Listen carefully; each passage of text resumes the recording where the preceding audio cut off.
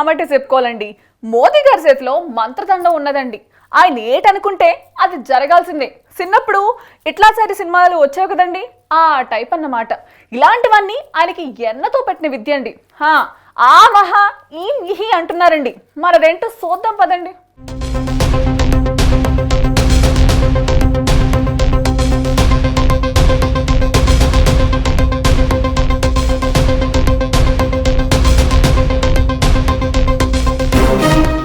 ప్రధానమంత్రి నరేంద్ర మోదీ ఏం చేసినా చెప్పినా దేశమంతా షాక్ చేసే నిర్ణయాలే చెబుతారని సంగతి అందరికీ తెలిసిందే. అలాంటిదే తాజాగా ఒకటి పేల్చారు. అదే దేశంలో లోక్సభ సీట్లను 1000 వరకు పెంచే అవకాశం ఉందని తెలిపారు. ఇంతవరకు వినడానికి బాగానే ఉంది, కానీ దీనివల్ల సాంకేతికంగా ప్రాంతాల వారీగా కొన్ని ఇబ్బందులు ఏర్పడే అవకాశం ఉందని అంటున్నారు. ఇదెంతవరకు ఆచరణ సాధ్యమని కూడా కొందరు ప్రశ్నిస్తున్నారు. లోక్సభ స్థానాలను పెంచాలంటే జనాభా లెక్కల ఆధారంగా పెంచాల్సి ఉంటుంది.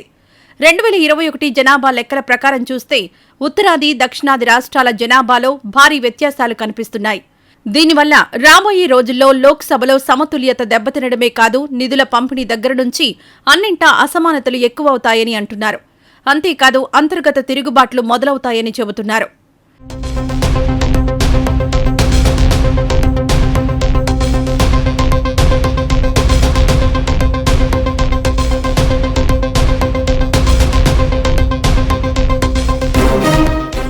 దేశ రాజధాని ఢిల్లీలో ప్రధాని మోదీ నూతన పార్లమెంట్ భవనాన్ని ప్రారంభించారు. ఈ సందర్భంగా ప్రధాని మోదీ తొలి ప్రసంగం చేశారు. ఈ నూతన పార్లమెంట్ భవనం 140 కోట్ల దేశ ప్రజలకు ప్రతీక అని అన్నారు. భవిష్యత్ అవసరాలను దృష్టిలో ఉంచుకుని పార్లమెంట్ భవనాన్ని నిర్మించామని తెలిపారు. రానున్న రోజుల్లో ఎంపీల సంఖ్య పెరిగే అవకాశాలున్నాయని వెల్లడించారు. లోక్సభలో సీట్లు పెరిగితే దేశాభివృద్ధి మరింత సులువవుతుందని అన్నారు. అంతేకాదు కేంద్ర ప్రభుత్వ పథకాలు ప్రజలు నేరుగా పొందే అవకాశాలున్నాయని అన్నారు. అందుకే ఎక్కువ మంది ఎంపీలు కూర్చోవడానికి వీలుగా నూతన భవనం ఉంటుందని అన్నారు. అత్యాధునిక సాంకేతిక పరిజ్ఞానంతో నూతన పార్లమెంట్ భవనాన్ని నిర్మించామని, దీనిని చూసి ప్రతి భారతీయుడు గర్వపడుతున్నాడని అన్నారు.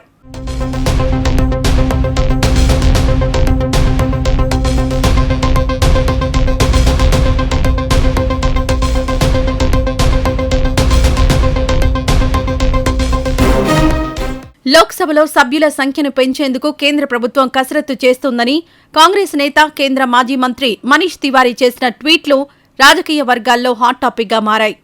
కొత్త పార్లమెంట్ ఛాంబర్ని అందుకే 1000 మంది కూర్చునే సామర్థ్యంతో నిర్మిస్తున్నారని తెలిపారు.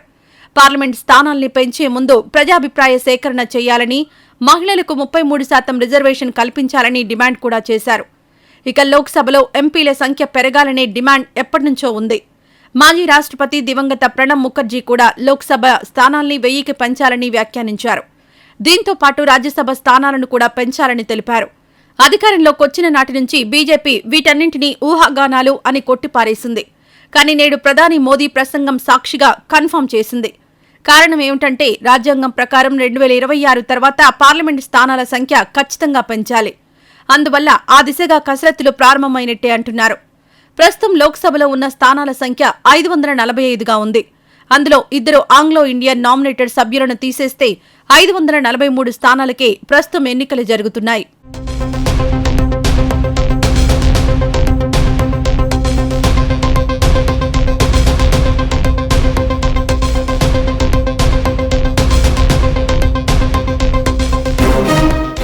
ప్రపంచవ్యాప్తంగా జనాభా లెక్కల ప్రకారం చాలా దేశాల్లో ఎంపీల సంఖ్య భారీగానే ఉంది.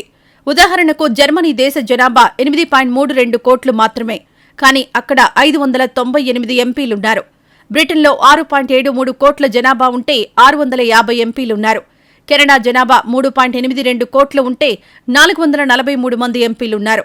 అమెరికా 33.19 కోట్ల జనాభాకు 535 మంది ఎంపీలున్నారు.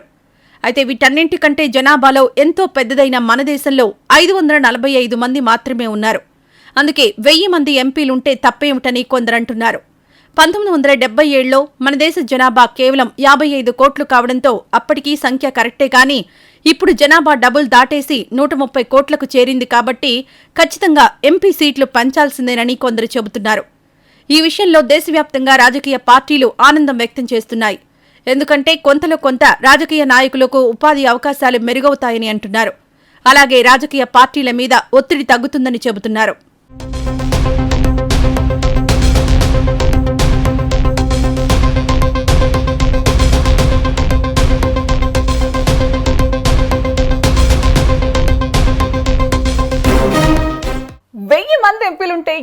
బాగుంటుందో కదండి. చూడటానికి 2 కళ్ళు సాల్వండి.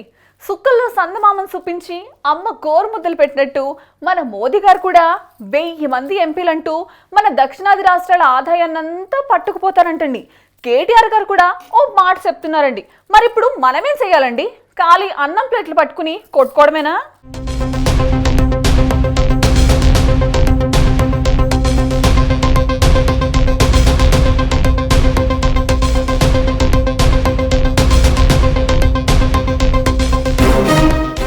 కానీ 2021 జనాభా లెక్కల ఆధారంగా సీట్లు పెంచితే మాత్రం ఉత్తర దక్షిణ భారతదేశాల మధ్య తీవ్రమైన అసమానతలు ఏర్పడతాయని అంటున్నారు. ఎందుకంటే తెలంగాణ మంత్రి కేటీఆర్ చెబుతున్నట్టు దక్షిణాది రాష్ట్రాలు జనాభా నియంత్రణను పాటించి ఒకరిద్దరి సంతానానికే పరిమితమయ్యారని అన్నారు. అదే ఉత్తర భారతదేశంలో వాళ్లు నియంత్రణ పాటించలేదని అన్నారు. ఈ లెక్కన సీట్లు పెంచితే దక్షిణాది రాష్ట్రాల ప్రాతినిధ్యం లోక్సభలో తగ్గిపోతుందనే భయాందోళనలు వ్యక్తం చేశారు.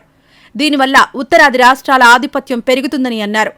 మరికొందరు చెప్పే మాట ఏమిటంటే మన వాళ్ళని చిన్నచూపు చూసే రోజులొస్తాయని, అభివృద్ధి పరంగా కూడా వెనుకపడతామని చెబుతున్నారు. కేంద్ర నిధుల విడుదలలో కూడా తేడాలుంటాయని అంటున్నారు. దేశంలో అత్యున్నత ప్రధాని, రాష్ట్రపతి పదవులు ఇంకా సంఖ్యాపరంగా చూస్తే దక్షిణాది వాళ్లకి దక్కే అవకాశాలు లేవని అంటున్నారు.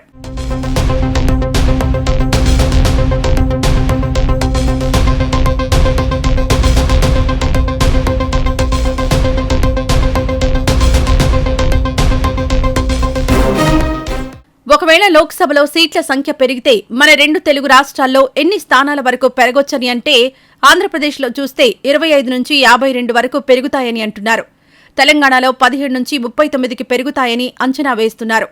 ఇక జనాభాలో అతిపెద్ద రాష్ట్రమైన ఉత్తరప్రదేశ్లో సీట్ల సంఖ్య 80 నుంచి 193కు పెరిగే అవకాశాలున్నాయని అంటున్నారు. సీట్ల సంఖ్య పెరిగినా టెక్నికల్గా ప్రాతినిధ్యం తగ్గిపోతుందని అంటున్నారు.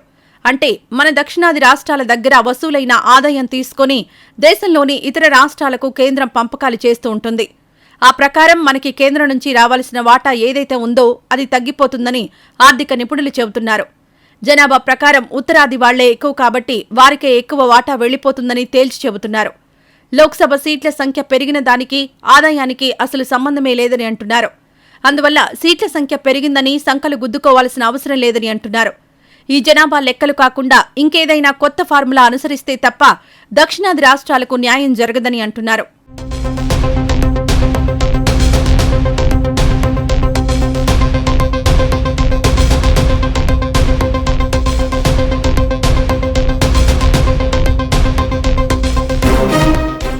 ఇప్పటి వరకు లోక్సభ స్థానాల సంఖ్యలో కొన్ని మార్పులు జరిగాయి. 1952లో లోక్సభ సీట్ల సంఖ్య 489 మాత్రమే ఉండేది.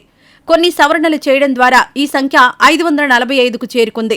ఆ తర్వాత ఉత్తరాది దక్షిణాది రాష్ట్రాల మధ్య సమతుల్యత సాధించలేకపోయారు. అలా 2003లో వాజ్పేయి ప్రధానిగా అధికారంలో ఉన్న బీజేపీ మిత్రపక్షాలతో పడలేక 2026 వరకు వాయిదా వేయాలని నిర్ణయించి తీర్మానించింది. ఆ లెక్క ప్రకారం ఇప్పుడు జరగాల్సి ఉంది. అయితే డీలిమిటేషన్ యాక్ట్ ప్రకారం సుప్రీంకోర్టు రిటైర్డ్ జడ్జి నేతృత్వంలో కమిషన్ను ఏర్పాటు చేయాల్సి ఉంటుంది.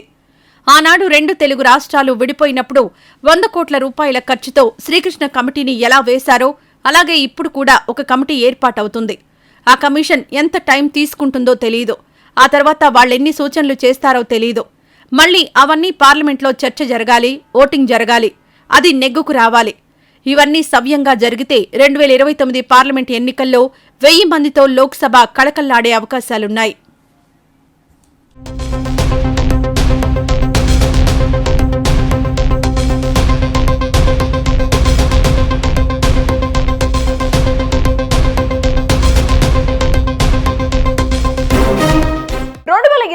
సంవత్సరంలో తప్పకుండా ఎంపీలని పెంచక తప్పడంటండి.